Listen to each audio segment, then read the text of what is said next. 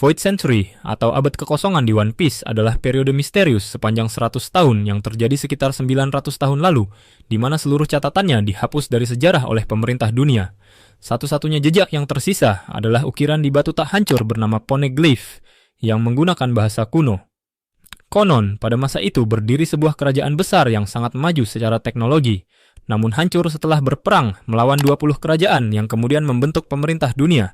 Kebenaran tentang era ini disembunyikan karena diyakini akan mengguncang tatanan dunia, terutama karena berkaitan dengan Deklan, senjata kuno pemusnah massal, dan harta karun legendaris One Piece yang menanti di ujung Grand Line.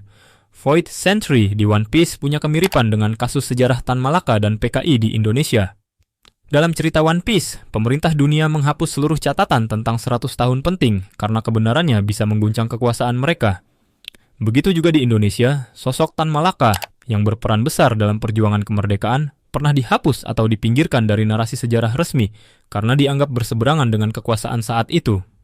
Hubungannya dengan PKI, banyak peristiwa dan tokoh terkait yang diberi cap negatif atau disederhanakan narasinya, sehingga masyarakat hanya tahu versi yang disetujui pemerintah.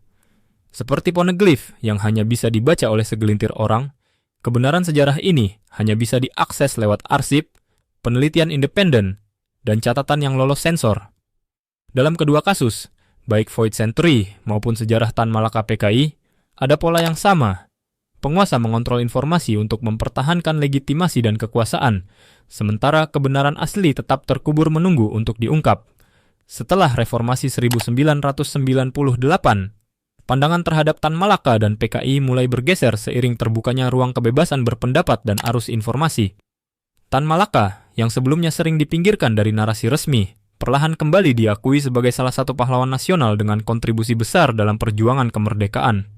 Buku-bukunya seperti Madilog dan Naarde Republik Indonesia kembali beredar, menghadirkan gambaran yang lebih utuh tentang dirinya sebagai seorang pemikir, revolusioner, dan pejuang yang melampaui sekat ideologi.